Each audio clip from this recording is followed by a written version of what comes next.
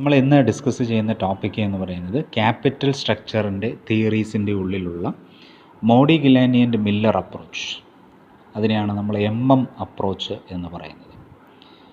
ഈ അപ്രോച്ച് എന്ന് പറയുന്നത് നമുക്കറിയാം ക്യാപിറ്റൽ സ്ട്രക്ചർ തിയറിയുടെ ഉള്ളിലുള്ള ഒരു ഇറലവൻസ് തിയറിയാണ്. ഇറലവൻസ് തിയറി എന്ന് പറഞ്ഞാൽ എന്താണ്? ഇറലവൻസ് തിയറി എന്ന് പറഞ്ഞാൽ ക്യാപിറ്റൽ സ്ട്രക്ചറിൻ്റെ ചേഞ്ചസ്, ക്യാപിറ്റൽ സ്ട്രക്ചറിൻ്റെ ചേഞ്ചസ്, അതായത് ഡെപ്റ്റ് ഇക്വിറ്റിയുടെ മിക്സുകൾ മാർക്കറ്റ് വാല്യൂവിനെ ഇൻഫ്ലുവൻസ് ചെയ്യുന്നില്ല എന്നുള്ളതാണ് ഇറലവൻസ് തിയറി. ഈ തിയറി ആദ്യമായിട്ട് അവതരിപ്പിക്കുന്നത് മോഡിഗിലാനി ആൻഡ് മില്ലർ എന്ന് പറയുന്ന രണ്ട് പേര് ചേർന്നാണ്. 1958 ഈ തിയറി അവതരിപ്പിക്കുന്നത്. ക്യാപിറ്റൽ സ്ട്രക്ചർ ഇറലവൻസ് എന്നാണ് ഈ ആർട്ടിക്കിൾ ആദ്യമായിട്ട് അവർ അവതരിപ്പിക്കുന്നത് 1958. അന്ന് അവർ അവതരിപ്പിക്കുമ്പോൾ ആ ആർട്ടിക്കിളിൻ്റെ ഒരു പ്രത്യേകത എന്ന് പറയുന്നത് വിത്തൗട്ട് കോർപ്പറേറ്റ് ടാക്സ് ഇല്ലാതെയാണ് എന്ന അസംഷനിലാണ് അവതരിപ്പിക്കുന്നത്. അതിലൊന്നാമതായിട്ട് അവർ പറയുന്നത് ഇതൊരു പെർഫെക്റ്റ് മാർക്കറ്റിലാണ് ഫങ്ഷൻ ചെയ്യുന്നത്. പെർഫെക്റ്റ് മാർക്കറ്റ് എന്ന് പറഞ്ഞാൽ നിങ്ങൾക്കറിയാം, ഇൻവെസ്റ്റേഴ്സിനെ സംബന്ധിച്ച് വെൽ നോൺ ആണ് റിസ്കിനെയും റിട്ടേണിനെയും പറ്റി. ഇൻഫർമേഷൻ എല്ലാവർക്കും ഒരേപോലെ കിട്ടുന്നു. ഏത് ബയർക്കോ സെല്ലറിനോ വരികയും പോവുകയും ചെയ്യാം. That is A perfect market. അപ്പോൾ ഒരു പെർഫെക്റ്റ് മാർക്കറ്റിലായിരിക്കും ഈ ഒരു സിസ്റ്റം വർക്കൗട്ട് ചെയ്യുന്നത്. രണ്ടാമതായിട്ട് ഈ തിയറി പറയുന്നത് capital structure of a company is not relevant as far as its market value is concerned. ഒരു കമ്പനിയുടെ ക്യാപിറ്റൽ സ്ട്രക്ചറും മാർക്കറ്റ് വാല്യൂവും തമ്മിൽ ഒരു തരത്തിലുമുള്ള റെലവൻസ് ഇല്ല. എന്ന് പറഞ്ഞാൽ ക്യാപിറ്റൽ സ്ട്രക്ചറിൽ ഉണ്ടാകുന്ന ചേഞ്ചസ് മാർക്കറ്റ് വാല്യൂവിൽ ചേഞ്ചസ് ഉണ്ടാക്കുന്നില്ല എന്നുള്ളതാണ്. That is irrelevance theory. അപ്പോൾ capital structure of a company, ഒരു കമ്പനിയുടെ capital structure is not relevant അല്ല അതിൻ്റെ മാർക്കറ്റ് വാല്യൂവുമായി നമ്മൾ കമ്പയർ ചെയ്യുമ്പോൾ. എന്ന് പറഞ്ഞാൽ ഒരു കമ്പനിയുടെ മാർക്കറ്റ് വാല്യൂവും അതിൻ്റെ ക്യാപിറ്റൽ സ്ട്രക്ചറും ഇൻഡിപെൻഡൻ്റ് ആണ്. ക്യാപിറ്റൽ സ്ട്രക്ചർ വേറെ, മാർക്കറ്റ് വാല്യൂ വേറെ. രണ്ടും തമ്മിൽ യാതൊരു വിധമായ റിലേഷൻഷിപ്പുകളും ഇല്ല. രണ്ടും ഇൻഡിപെൻഡൻ്റായിട്ട് ഫങ്ഷൻ ചെയ്യുന്നു. അപ്പോൾ എന്താണ് ഡിപ്പെൻഡ് ചെയ്യുന്നത്? മാർക്കറ്റ് വാല്യൂയും ക്യാപിറ്റൽ സ്ട്രക്ചറും ഇൻഡിപെൻഡൻ്റായി മാറിയാൽ എന്താണ് കമ്പനിയുടെ മാർക്കറ്റ് വാല്യൂവിനെ ഇൻഫ്ലുവൻസ് ചെയ്യുന്നത് അഥവാ ഡിപ്പെൻഡ് ചെയ്യുന്നത്? അവിടെ രണ്ട് കാര്യങ്ങളാണ് ഇൻഫ്ലുവൻസ് ചെയ്യുന്നത്. ഒന്ന്, കമ്പനിയുടെ ഏർണിംഗ് പവർ, കമ്പനി ഉണ്ടാക്കുന്ന പ്രോഫിറ്റ് അഥവാ ഓപ്പറേറ്റിംഗ് പ്രോഫിറ്റ്. രണ്ട്, risk to which its underlying asset. ഒരു കമ്പനിയുടെ അണ്ടർലൈങ് അസറ്റുകളിൽ, അതായത് ഒരു കമ്പനി ഇൻവെസ്റ്റ് ചെയ്തിരിക്കുന്ന അസറ്റുകളിന്മേലുള്ള റിസ്ക്. ഈ രണ്ട് ഫാക്ടറുകളാണ് പ്രധാനമായി ഒരു കമ്പനിയെ ഡിപ്പെൻഡ് ചെയ്യുന്നതായിട്ടാണ് നമ്മൾ പറയുന്നത്. അപ്പോൾ തിയറി എന്ന് പറയുന്നത് കോർപ്പറേറ്റ് ടാക്സോട് കൂടെ ആദ്യം അവതരിപ്പിച്ച ഇതെന്ന് പറയുന്നത് തിയറി വിത്തൗട്ട് കോർപ്പറേറ്റ് ടാക്സ് ആണ്. അത് 1958 അവതരിപ്പിച്ചു.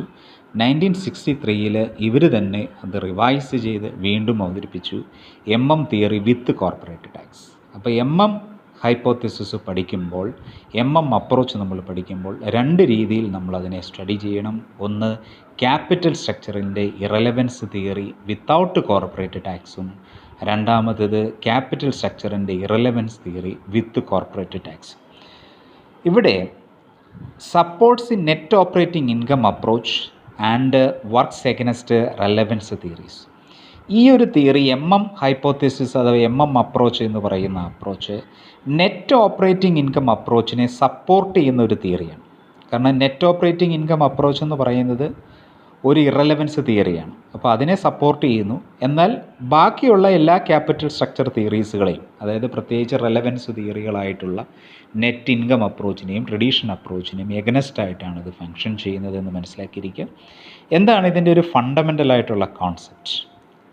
ഹൈപ്പോത്തിസിസിൻ്റെ അപ്രോച്ചിൻ്റെ ഫണ്ടമെൻ്റൽ കോൺസെപ്റ്റ് എന്ന് പറയുന്നത് number 1, not determined by the components of its capital structure.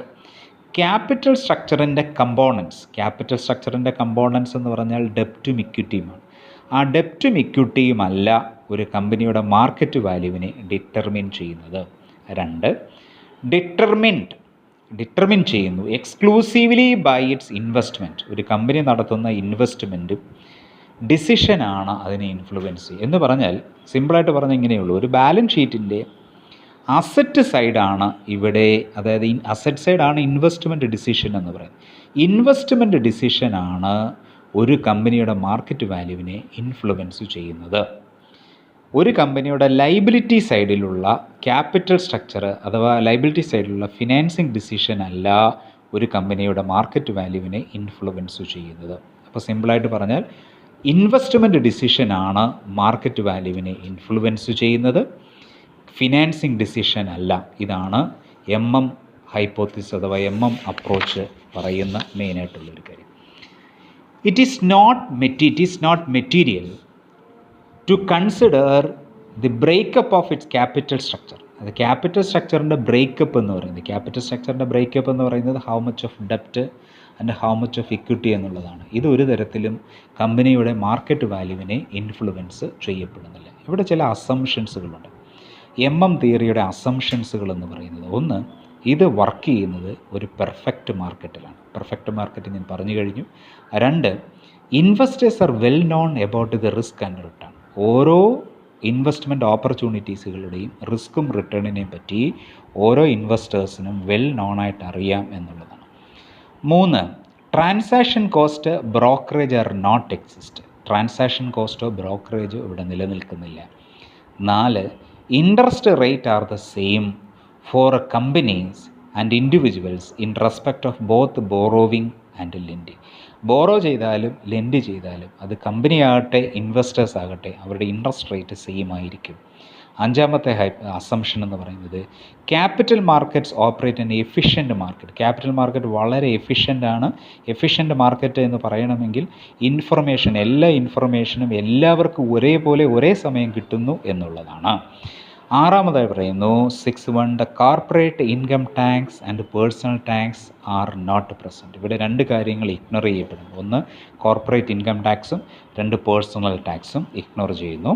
ഏഴാമതായിട്ട്, no individual investor, ഒരു വ്യക്തിക്ക് is capable of influencing the market price of any security merely by the scale of transactions. ഒരു വ്യക്തിക്ക് market വാല്യൂവിനെ influence ചെയ്യുവാൻ, അയാൾ എത്ര transaction നടത്തിയാൽ influence ചെയ്യുവാൻ കപ്പാസിറ്റി ഇല്ല എന്ന അസംഷൻ മേലാണ് ഇത് വർക്ക് ചെയ്യുന്നത്.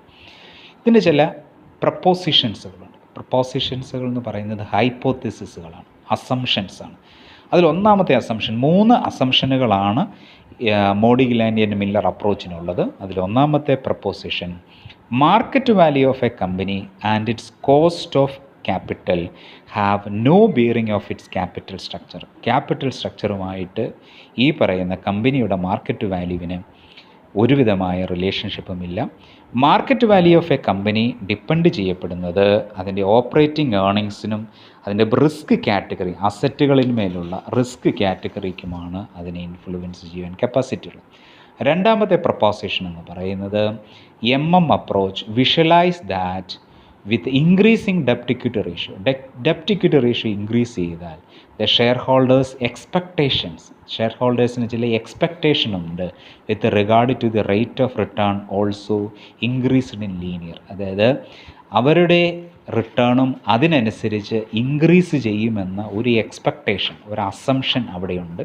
എന്നാൽ പ്രാക്ടിക്കലി എവിടെയാണ് ഇൻവെസ്റ്റ് ചെയ്യപ്പെടുന്നത്, ആ ഇൻവെസ്റ്റ് ചെയ്യുന്നത് എത്രമാത്രം എഫക്റ്റീവാണ് എന്നതിനെ അനുസരിച്ചാണ് ഒരു കമ്പനിയുടെ വാല്യൂ ഇൻക്രീസ് ചെയ്യപ്പെടുന്നത്. That is second proposition. Third one പറയുന്നത്, a view is held that this overall cost of capital remains uninfluenced by ഡെപ്റ്റ് ഇക്വിറ്റി റേഷ്യോ. ഒരു കമ്പനിയുടെ ഓവറോൾ കോസ്റ്റ് ഓഫ് ക്യാപിറ്റൽ ഡെപ്റ്റ് ഇക്വിറ്റി ചേഞ്ച് ചെയ്തു എന്ന് പറഞ്ഞുകൊണ്ട് ചേഞ്ച് ചെയ്യപ്പെടുന്നില്ല. അത് റിമൈൻ സെയിം ആയിട്ട് തന്നെ നിൽക്കും. അത് ഇൻഫ്ലുവൻസ് ചെയ്യപ്പെടുന്നില്ല.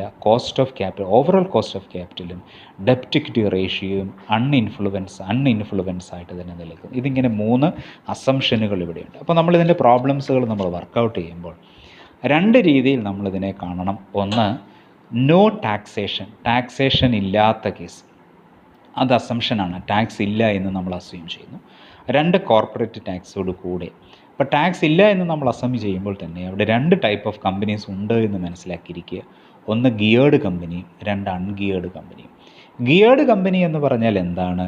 ഗിയേർഡ് കമ്പനി എന്ന് പറഞ്ഞാൽ ആ കമ്പനിയുടെ ഉള്ളിൽ ഡെപ്റ്റും ഇക്വിറ്റിയും ഉണ്ട് എന്നുള്ളതാണ്. അതുകൊണ്ടാണ് അതിനെ ഗിയേർഡ് അഥവാ ലിവറേജ്ഡ് എന്ന് പറയുന്നത്. അപ്പോൾ അത് ഗിയേർഡ് കമ്പനീസാണ്. അപ്പോൾ ഗിയേർഡ് കമ്പനി എന്ന് പറഞ്ഞാൽ ആ കമ്പനിയുടെ ഉള്ളിൽ ഡെപ്റ്റും ഇക്വിറ്റിയുടെയും മിക്സ് ഉണ്ട്, അത് കൂട്ടിച്ചേർത്തിട്ടുള്ളതാണ്. അൺഗിയേർഡ് കമ്പനി എന്ന് പറഞ്ഞാൽ അവിടെ ഇക്വിറ്റി മാത്രമേ ഉള്ളൂ എന്ന് പറഞ്ഞാൽ 100% ഇക്വിറ്റി ഫിനാൻസിങ് ആണ്, അവിടെ ഡെപ്റ്റ് ഇല്ല എന്നുള്ളതാണ്. അപ്പോൾ ഗിയേർഡ് കമ്പനികളെ സംബന്ധിച്ച് അതിൻ്റെ മാർക്കറ്റ് വാല്യൂ ഓഫ് ഇക്വിറ്റിയെ നമ്മൾ കണ്ടുപിടിക്കാൻ ഉപയോഗിക്കുന്ന ചില സിംബൽസുകളുണ്ട്, ചില അബ്രിവിയേഷൻസുകൾ യൂസ് ചെയ്യും. അതിൽ VEG എന്ന് പറഞ്ഞാൽ മാർക്കറ്റ് വാല്യൂ ഓഫ് ഇക്വിറ്റി എന്നാണ്. മാർക്കറ്റ് വാല്യൂ ഓഫ് ഗിയേർഡ് കമ്പനിയുടെ ഇക്വിറ്റിയാണ് അവിടെ യൂട്ടിലൈസ് ചെയ്യുന്നത്. D എന്ന് പറഞ്ഞാൽ മാർക്കറ്റ് വാല്യൂ ഓഫ് ഡെപ്റ്റാണ്, ഡെപ്റ്റ് ഫണ്ടിങ് ആണ്. അപ്പോൾ മാർക്കറ്റ് വാല്യൂ ഓഫ് ഇക്വിറ്റിയും മാർക്കറ്റ് വാല്യൂ ഓഫ് ഡെപ്റ്റും കൂടെ കൂട്ടിയാൽ ടോട്ടൽ വാല്യൂ ഓഫ് ഫേമിൻ്റെ ടോട്ടൽ വാല്യൂ ആയി എന്ന് പറഞ്ഞാൽ VEG ഗിയേർഡ് കമ്പനിയുടെ ഇക്വിറ്റി ഫണ്ടും ഡെപ്റ്റ് ഫണ്ടും കൂടെ നമ്മൾ പ്ലസ് ചെയ്ത് കഴിയുമ്പോൾ market value of geared company, അതിനെയാണ് VG എന്ന് പറയും, market value of geared company കിട്ടി എന്ന് പറഞ്ഞാൽ market value of equity plus market value of ഡെപ്റ്റാണ്. അങ്ങനെയാണെങ്കിൽ അൺഗിയേർഡ് കമ്പനി എന്ന് പറയുന്നത് എന്താണ്? അൺഗിയേർഡ് കമ്പനി നമുക്കറിയാം 100% ഇക്വിറ്റി ഫിനാൻസിങ് ആണ് 100%. അപ്പോൾ VU എന്ന വാക്കുകൊണ്ടാണ് മാർക്കറ്റ് വാല്യൂ ഓഫ് അൺഗിയേർഡ് കമ്പനിയെ നമ്മൾ സൂചിപ്പിക്കുന്നത്. KU എന്ന് പറഞ്ഞാൽ അവിടെ കോസ്റ്റ് ഓഫ് ഇക്വിറ്റി എന്നുള്ളതാണ്. Cost of equity KU, cost of equity of ungeared company. ഈ രണ്ട് ടേമാണ് അൺഗിയേർഡ് കമ്പനിയെ സംബന്ധിച്ച് നമ്മൾ മനസ്സിലാക്കിയത്. ഒന്ന് VU market value of ungeared company, KU cost of equity of ungeared company. ഇവിടെ VG നമ്മൾ പറഞ്ഞു, അത് മാർക്കറ്റ് വാല്യൂ ഓഫ് ഇക്വിറ്റിയും മാർക്കറ്റ് വാല്യൂ ഓഫ് ഡെപ്റ്റും കൂടെ കൂട്ടുന്നതാണ്. KG എന്ന് പറയുന്നത് കോസ്റ്റ് ഓഫ് ഇക്വിറ്റിയാണ്. KD എന്ന് പറഞ്ഞാൽ കോസ്റ്റ് ഓഫ് ഡെപ്റ്റാണ്. അപ്പോൾ KG is equal to cost of equity, KD is equal to cost of ഡെപ്റ്റ്. ഇനി എങ്ങനെയാണ് KG കാണുന്നത്? KG കാണുന്നത് എങ്ങനെയാണെന്ന് ചോദിച്ചാൽ KU നമ്മൾ പഠിച്ചു. KU എന്ന് പറഞ്ഞാൽ കോസ്റ്റ് ഓഫ് ഇക്വിറ്റി ഓഫ് അൺഗിയേർഡ് കമ്പനിയാണ്. So KU plus premium of risk ആണ് KU മൈനസ് KD. KU എന്ന് പറഞ്ഞാൽ നമുക്കറിയാം കോസ്റ്റ് ഓഫ് ഇക്വിറ്റി ഓഫ് അൺഗിയേർഡ് കമ്പനിയാണ്, മൈനസ് കോസ്റ്റ് ഓഫ് ഡെപ്റ്റ് ഇൻറ്റു D എന്ന് പറഞ്ഞാൽ ഡെപ്റ്റാണ്, ഡിവൈഡഡ് ബൈ VEG. അതായത് VEG എന്ന് പറഞ്ഞാൽ മാർക്കറ്റ് വാല്യൂ ഓഫ് ഇക്വിറ്റിയാണ്. അത് ചെയ്യുമ്പോൾ നമുക്ക് എന്ത് കിട്ടും? KG കിട്ടും. ഇനി മറ്റൊരു ഇമ്പോർട്ടൻ്റ് ആയിട്ടുള്ള ഇക്വേഷൻ ഇവിടെ ഉള്ളത് എന്താണെന്ന് ചോദിച്ചാൽ VEG plus D is equal to VU plus DT ആണ്. VEG പ്ലസ് D എന്ന് പറഞ്ഞാൽ മാർക്കറ്റ് വാല്യൂ ഓഫ് ഗിയേർഡ് കമ്പനിയാണ്. Market value of geared company എന്ന് പറയുന്നത് VU എന്ന് പറഞ്ഞാൽ മാർക്കറ്റ് വാല്യൂ ഓഫ് അൺഗിയേർഡ് കമ്പനിയുടെ കൂടെ ടാക്സ് ഇൻറ്റു ഡെപ്റ്റ്, അതായത് ഡെപ്റ്റ് ഫണ്ടിൻ്റെ കൂടെ ടാക്സ് ഇൻഡ്യൂ ചെയ്താൽ കിട്ടുന്ന വാല്യൂവിന് ഈക്വൽ ആയിരിക്കും എന്ന് പറഞ്ഞാൽ VG എന്ന് പറയുന്നത് VEG പ്ലസ് D എന്ന് പറഞ്ഞാൽ VG ആണ്. VG is equal to VU plus DT ആണ് എന്ന് മനസ്സിലാക്കിയിരിക്കും.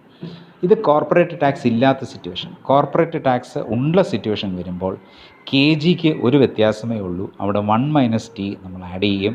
So KU plus 1 - T, then ബാക്കിയെല്ലാം സെയിം ആണ്, KU minus KD D divided by KG. ഇതാണ് നമുക്ക് ഇക്വേഷൻസ് നമ്മൾ അപ്രോച്ചിൽ മോഡി ഗിലാനി മില്ലർ അപ്രോച്ചിൽ നമ്മൾ യൂസ് ചെയ്യുന്ന തിയറീസുകൾ. ഇതാണ് ഈ തിയറീസുകൾ സ്റ്റഡി ചെയ്യുക.